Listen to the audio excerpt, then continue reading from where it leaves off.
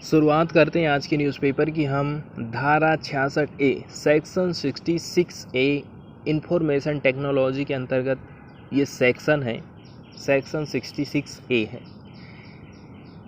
इसमें क्या बात कही गई है, क्या इसमें सज़ा का प्रावधान है और ये न्यूज़ में क्यों आया है, इसको आज हम देखेंगे। इसके अलावा हम देखेंगे Shreya Singhal versus central government, Shreya Singhal बनाम केंद्र सरकार 2015 में क्या जजमेंट आया था सुप्रीम कोर्ट की तरफ से, उसको भी हम देखेंगे। तो शुरुआत करते हैं। सबसे पहले हम समझेंगे 66A क्या कहता है सेक्शन।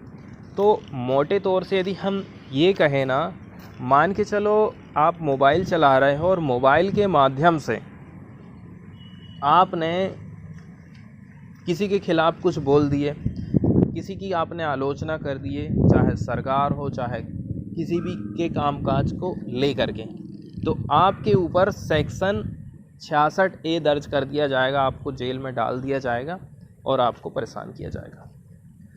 ऐसे बहुत सारे केसेस आ रहे हैं, जबकि सुप्रीम कोर्ट ने इसको समाप्त कर दिया था। 66A की परिभाषाएं इतनी ज़्यादा उलझे हुए वर्ड यूज़ किए गए हैं कि समझ में ही नहीं आता कि कौन से काम को अपराध माना जाएगा और किसको नहीं माना जाएगा। इसलिए जो भी आ रहा है आने दो, ऐसा सिस्टम चलता है इसमें। इसी के चलते चलते सुप्रीम कोर्ट ने इसको रद्द कर दिया था। और दूसरी बात ये है कि जो हमारी जो बोलने की और अभिव्यक्ति की जो स्वतंत्रता है वो खतरे में हो रही थी। अब इसमें हम देख लेते हैं कि किस किस प्रकार की बातें एक अपराध के रूप में हैं और उसके लिए आपको सज़ा मिल सकती है सेक्शन 66A के तहत में।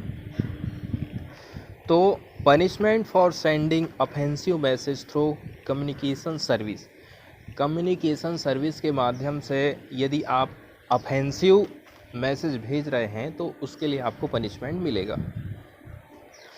अब इसमें अलग अलग बातें बता दी गई हैं कि आप किस प्रकार का मैसेज कर रहे हो।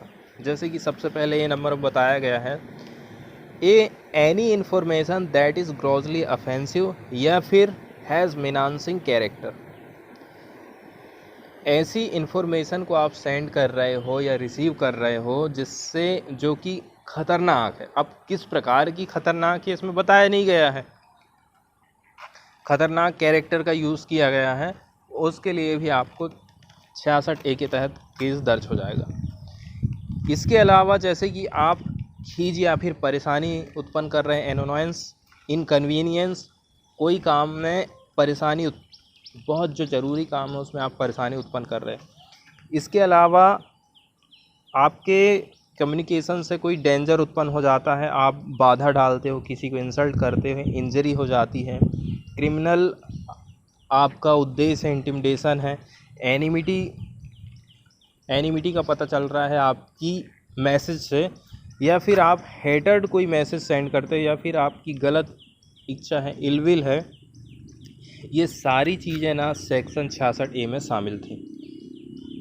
अब इनमें कौन से वर्ड आएंगे कौन से नहीं आएंगे ये बात मायने रखती है, तो इसमें ऐसा कुछ भी नहीं दिया गया है। इसी के चलते चलते कई सारे कामों को अपराध माना जाता था और उसी के तहत 66A डाल दिया जाता था। इसके अलावा आप मैसेज को सेंड करके किसी व्यक्ति को मिसलीड कर रहे हो तो भी वो एक प्रकार से अपराध ही माना जाएगा।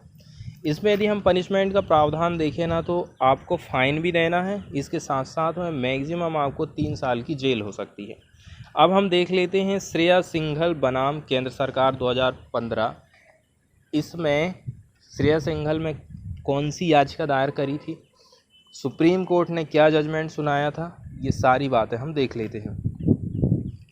श्रेया सिंघल 21 साल की लड़की थी, ठीक है। IT एक्ट की धारा 66A को इन्होंने चुनौती दी थी। तो पहले क्या होता था, सोशल मीडिया और टेक्निकल डिवाइसेस के ज़रिए यदि कोई विवादास्पद मैसेज आप लिख रहे हो, उसको भेज रहे हो, तो आपको 66A के तहत गिरफ्तारी कर लिया जाता था। इस कानून के तहत आरोपी पर IT एक्ट के तहत कार्रवाई होती थी। श्रेया ने इस कानून को तब चुनौती दी थी जब महाराष्ट्र की 2 लड़कियों को फेसबुक पर एक पोस्ट लिखने और उसे लाइक करने पर गिरफ्तार कर लिया गया था, ठीक है। शिवसेना नेता बाल ठाकरे की मृत्यु के बाद मुंबई बंद करने को लेकर लड़कियों ने एक पोस्ट लिखा था। इसी के चलते चलते उनको गिरफ्तार कर लिया गया था। तब फिर इन्होंने इस धारा को चुनौती दी थी और जो फैसला था वो श्रेया सिंघल के पक्ष में आया था। अब हम आते हैं न्यूज़ की तरफ और न्यूज़ को भी डिस्कस कर लेते हैं। Supreme court questions state on cases under 66A। इतनी बात तो ज़रूर है, जब से CJI हमारे NV रमन्ना साहब आए हैं ना, तब से कुछ ना कुछ आप ये समझ लीजिए कि लोगों की फ्रीडम ऑफ स्पीच से लेकर के इन्होंने चिंता जाहिर की है। जैसे कि इन्होंने देशद्रोह का जो केस था उसको लेकर भी केंद्र सरकार से जवाब मांगा था कि आज़ादी के 75 साल होने वाले हैं, आज भी ये कानून क्यों मौजूद है। जो कानून क्रांतिकारियों की आवाज़ को दबाने के लिए अंग्रेज़ों ने लाए थे वो आज भी क्यों मौजूद है। दूसरी बात, कुछ दिन पहले सेक्शन 66A के बारे में भी उन्होंने कहा था कि आखिर केस दर्ज कैसे हो जा रहे हैं। जब ये कानून ये धारा ख़त्म हो गई है तो इसके बावजूद एजेंसियां, स्टेट गवर्नमेंट, पुलिस केस दर्ज क्यों कर रही है इसके अंतर्गत और लोगों को परेशान किया जा रहा। तो जो सेक्शन 66A है IT एक्ट का, ये पेनलाइज करता है सेंडिंग ऑफेंसिव मैसेज यदि आप ऑनलाइन माध्यम से भेजते हो तो। लेकिन दिक्कत वही बात हो गई थी ना कि इसमें जो परिभाषाएं दी गई हैं वो क्लियरली बिल्कुल नहीं हैं। इतने ज़्यादा उलझे हुए वर्ड हैं कि अब क्या बता दें। वो तो सारे काम को एक अपराध की श्रेणी में डाल देंगे और 66A के अंतर्गत केस दर्ज कर देंगे। इस प्रकार के वर्ड इसमें यूज़ किए गए हैं। तो इसमें जो ऑफेंसिव वर्ड यूज़ किया गया है ना, इसको ये क्लियरली डिफाइन नहीं कर पाया था 66A। 2015 में सुप्रीम कोर्ट ने इसको समाप्त कर दिया, कह दिया कि ये अनकॉन्स्टिट्यूशनल है, ठीक है, ड्यू टू इट्स वेग्यूनेस। इसके बावजूद भी across the country even today cases इसके अंतर्गत दर्ज किए जा रहे हैं। टाइमलाइन आप देख लीजिए। दिसंबर 2008 information technology amendment bill parliament में पास किया गया। 2009 अक्टूबर की बात है, IT अमेंडमेंट एक्ट 2008 फोर्स में आ गया, यहाँ से लागू हो गया। नवंबर 2012 में एक याचिका फाइल की गई by Shreya Singhal challenging the constitutionality of the section 66A of the act.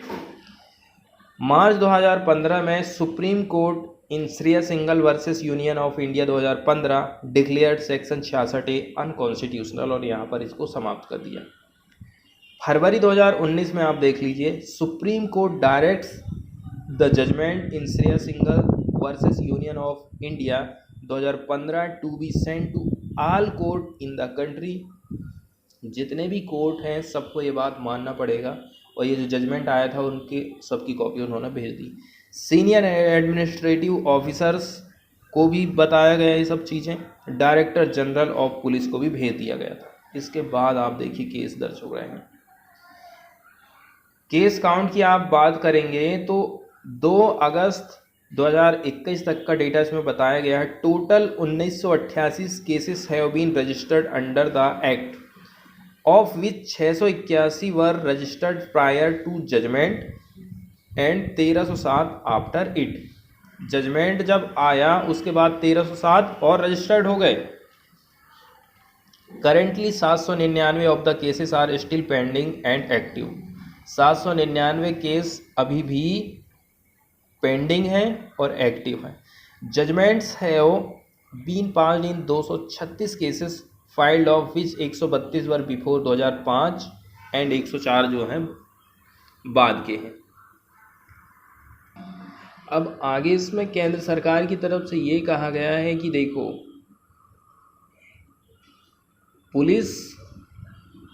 Police की जो व्यवस्था है और ज़्यादातर जो 66A है इंफॉर्मेशन टेक्नोलॉजी का, ये जो चीज़ें हैं ना स्टेट गवर्नमेंट यूज़ कर रही हैं, तो इसके लिए स्टेट गवर्नमेंट ही जिम्मेदार है, क्योंकि पुलिस भी जो है स्टेट गवर्नमेंट के अंडर में आती है।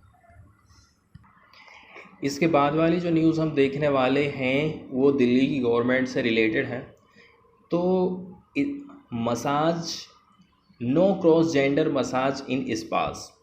स्पास में मान के चलो कोई पर्सन जाता है, उसकी मसाज यदि किसी गर्ल्स के द्वारा की जाती है तो यहाँ पर उस लड़की का यौन शोषण होने की संभावना ज़्यादा होती है। इसी के चलते चलते यहाँ के जो सीएम केजरीवाल है ना, उनका कहना है कि अब जो स्पा हैं, स्पास होते हैं, वहाँ पर गर्ल्स की मसाज गर्ल्स ही करेगी और बॉयज़ की मसाज बॉयज़ ही करेंगे। ऐसे रूल्स अब यहाँ पर आने वाले हैं। इसी को लेकर के हम देख लेते हैं। तो सेक्सुअल अब्यूज़ को रोकने के लिए, यौन शोषण को रोकने के लिए स्पास एंड मसाज सेंटर में chief minister Arvind Kejriwal Monday को बोले, इन्होंने एक गाइडलाइन को अप्रूव किया that prohibit cross gender massage and require larger facilities employing over 10 people to set up an internal complaint committee. इसके अलावा केवल ये अकेला प्रावधान नहीं किया गया है, कंप्लेंट कमेटी को भी सेटअप करने की बात यहाँ पर कही गई है। अब जो नए रूल बनाए गए हैं, ठीक है, health trade licence at the centres. तो ये जो सेंटर हैं, ये जो न्यू रूल हैं, new rules will govern the issuance of health trade licence at the centre. Licence जो दिया जा रहा है, हेल्थ ट्रेड लाइसेंस दिया जा रहा है, उसकी भी गवर्निंग अब ये नए रूल के तहत होने वाली है। The issue of abuse and harassment at these facilities was flagged in a report by Delhi Commission for Women. Following this, a task force was constituted to investigate, take appropriate legal action and review the functioning of such establishment. अब ये जो Delhi commission for women है ना, इसके द्वारा ये सब जानकारी दी गई। तो फिर इसके बाद सरकार ने टास्क फोर्स को गठित किया ताकि ऐसे केसों को इन्वेस्टिगेट कर सके, लीगल एक्शन ली जा सके और review of the functioning of such establishment. इसके अलावा और कुछ प्रावधान इसमें किए गए हैं, जैसे कि इसमें सेल्फ क्लोजिंग ड्रोर होना चाहिए जो मसाज सेंटर हैं और जो स्पा होते हैं वहाँ पर। इसके अलावा prohibition on latches and bolt, तो जो चिटकनी रहती है, जो बोल्ट के द्वारा लगे रहते हैं ना मसाज सेंटर के जो चैम्बर रहते हैं, ये सब की मनाही है। इसके अलावा keeping external doors open during working hours, time निर्धारित कर दिया गया सुबह 9 से रात के 9 बजे तक। इसके अलावा सेपरेट सेक्शन हमको देखने को मिलेगा, separate bathroom, changing room for man and women. इसके अलावा they will also have to employ only people aged above 18, जिसकी उम्र 18 साल से ज़्यादा है वही वहाँ पर काम कर सकता है। उसके पास डिग्री, डिप्लोमा, सर्टिफिकेट फिजियोथेरेपी में होना चाहिए, एक्यूप्रेशर में या फिर ऑक्यूपेशनल थेरेपी में होना चाहिए। कुल मिला के कुछ रिस्ट्रिक्शन सरकार लगाना चाह रही है। एडिशन में ये भी बात होना चाहिए, police clearance certificate for all employees and police verification of the उसका जो स्पा है या सेंटर है उसका। इसके अलावा अनिवार्य कर दिया है, अनिवार्य condition for obtaining a licence to operate such a facility, जिसमें इंक्लूड है prohibition on engaging in any form of sexual activity. इसके लिए भी आपको सर्टिफिकेट रखना पड़ेगा। इसके अलावा ठीक है, cross gender massage are prohibited and facilities must have separate section for man and women. इसके अलावा जो व्यक्ति मसाज करवाने जा रहा है उसकी कस्टमर आईडी लगेगी, ठीक है। रिकॉर्ड को आपको मेंटेन करके रखना है, फ़ोन नंबर भी इंक्लूड आपको करना है।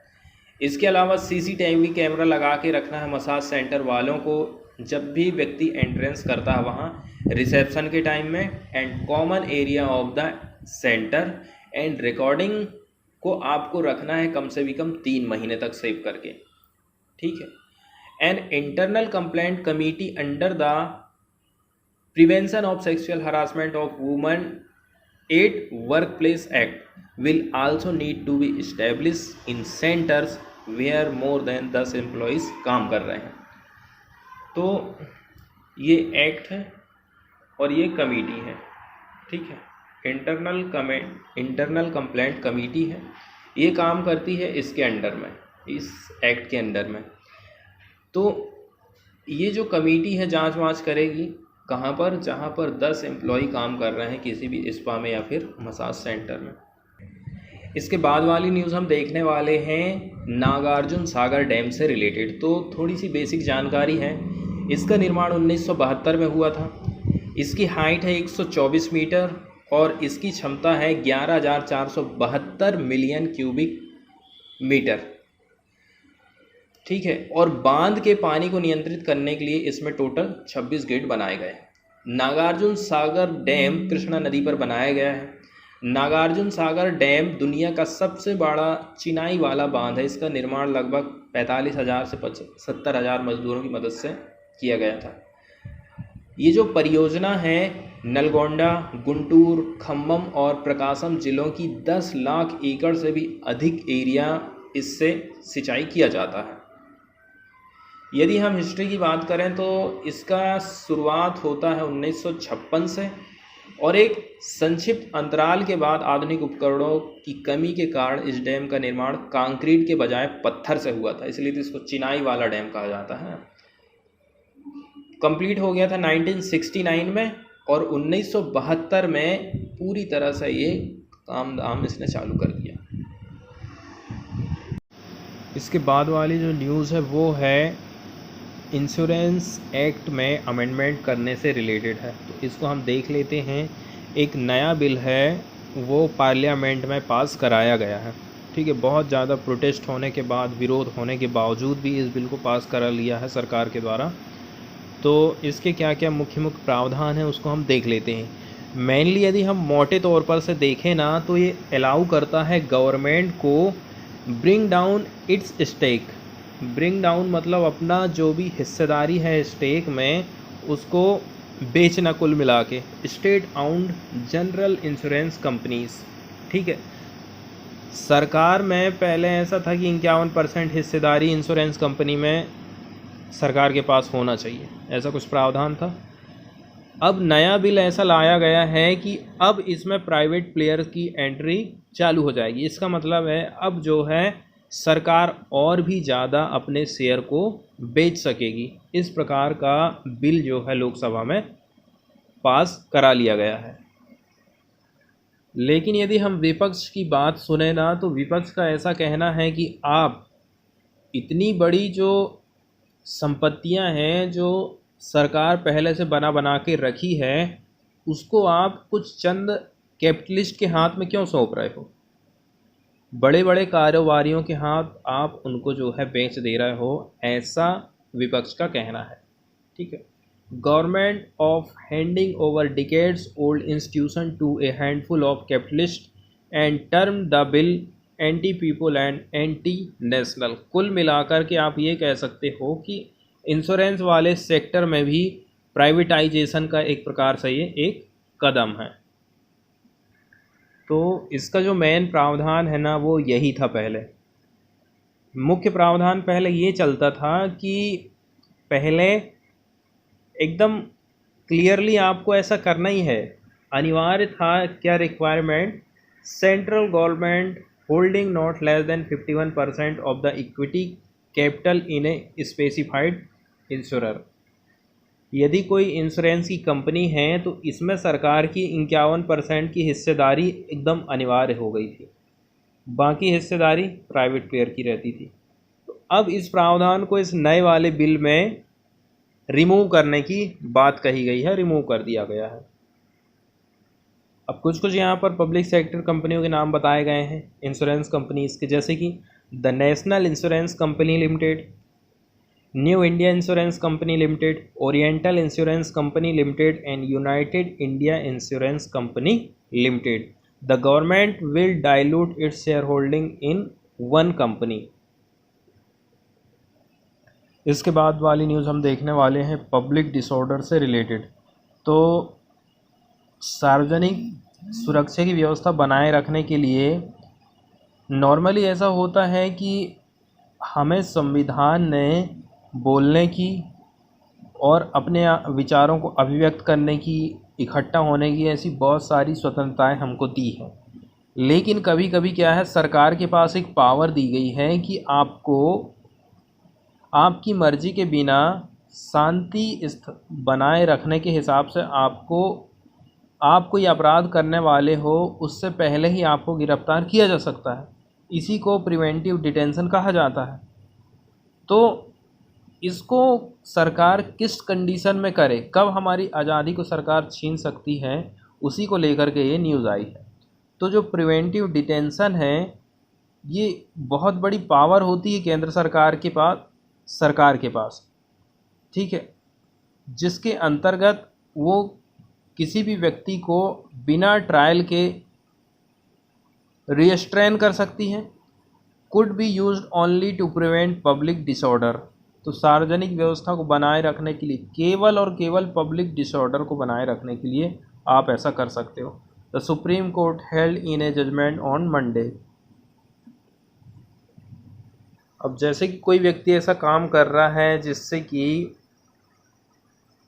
पब्लिक और any section thereof at a large मात्रा में क्या क्या चीज़ हो रही है, देखो,